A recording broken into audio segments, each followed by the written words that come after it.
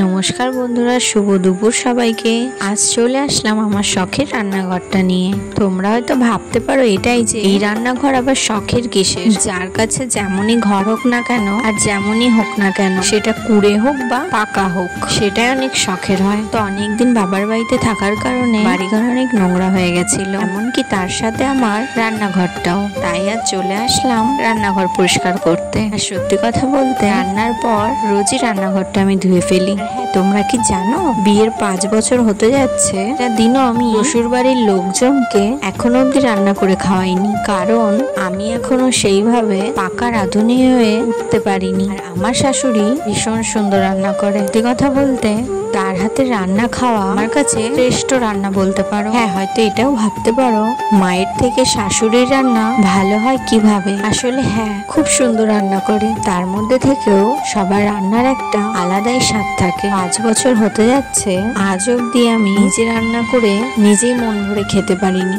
হ্যাঁ, তাই বলে চাইনিজ খাবার আমি ভালোই বানাতে পারি। আসলে আমি মডার্ন যুগের উমা বলে কথা। তো যাই হোক, অনেক কথা বলে ফেলেছি এতক্ষণে। বাবার বাড়িতে গেছিলাম, শরীরটা অসুস্থ ছিল বলে, তাই এসে মোটামুটি সবকিছুই পরিষ্কার করে ফেলেছি। তার মধ্যেই বাকি ছিল আমার এই রান্নাঘরটা। সংসারে রান্না না করলেও সমস্ত কাজ আমাকেই করতে হয়, কারণ রান্না বাদে সমস্ত কাজ আমি খুব ভালোই পারি। এর আগে মা আমায় কোনোদিনও হাতে ধরে কাজ শেখায়নি। পরিস্থিতির চাপে পড়ে এখন সবকিছুই শিখে গেছে। আমি জানতামই না ডাল কিভাবে রান্না করে, আর সবকিছু তো বাদই দিলাম। কখনো রান্নাঘরে কি দিয়েও দেখার সময় হয়নি যে মা কিভাবে কি দিয়ে রান্না করছে।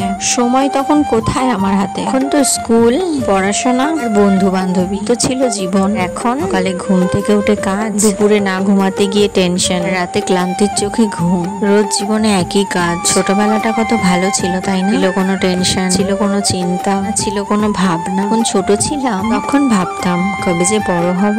নাও এবার বুঝতেই পারছি বড় হওয়ার জ্বালাটা কতখানি। এখন খুব করে ভাবি যে মাকে আগে কত বলেছি যে তুমি কেন সেজে গুজে থাকো না, সকাল থেকে কেন তুমি মাথা আঁচড়াতে পারো, কেন তুমি না খেয়ে বসে আছো। এখন বুঝি হয়তো আমার মতন সংসারের কাজে নিজেকে সাজিয়ে রাখতে পারতো। এখন যখন এগুলোই আমার সাথে হয়, তখন বিবেক আমায় প্রশ্ন করে, কেন একদিন মাকে বলেছিলি? এখন বুঝতে পারছিস তো?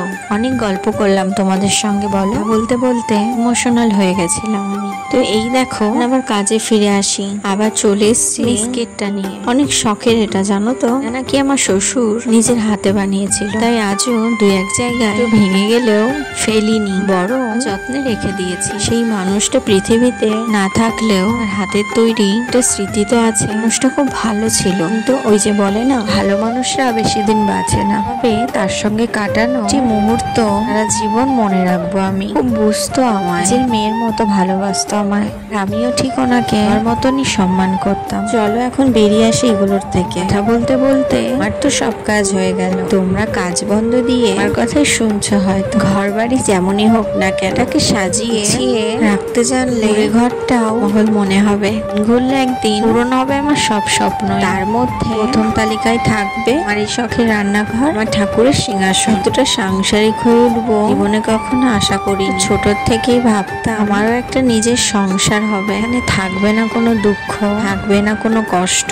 কিন্তু সুখে কি আর জীবন চলে? কারণ জীবনে যখন দুঃখ আসবে, একটা জিনিস ভাববে, রাতের পরই সূর্য ওঠে। রান্নাঘরের পর্দাটা ফেলেছিলাম বাড়িতে এসে। আসলে শাশুড়ি মায়েরও অনেকটা বয়স হয়েছে, সেভাবে কিছু করে উঠতে পারে না। দেখতে দেখতে দেখো রান্নাঘরটা পরিষ্কার করে নিয়েছি আমি। পরিষ্কার পরিচ্ছন্নতা আমার ভালো লাগে। যেমন আমি মানুষের পরিষ্কার ধারার থেকেও বেশি পরিষ্কার মনটাকে বেশি ভালোবাসি। তো কেমন লাগলো ভিডিওটা অবশ্যই কমেন্ট করে জানিও সবাই। ভালো থেকো সকলে, টাটা।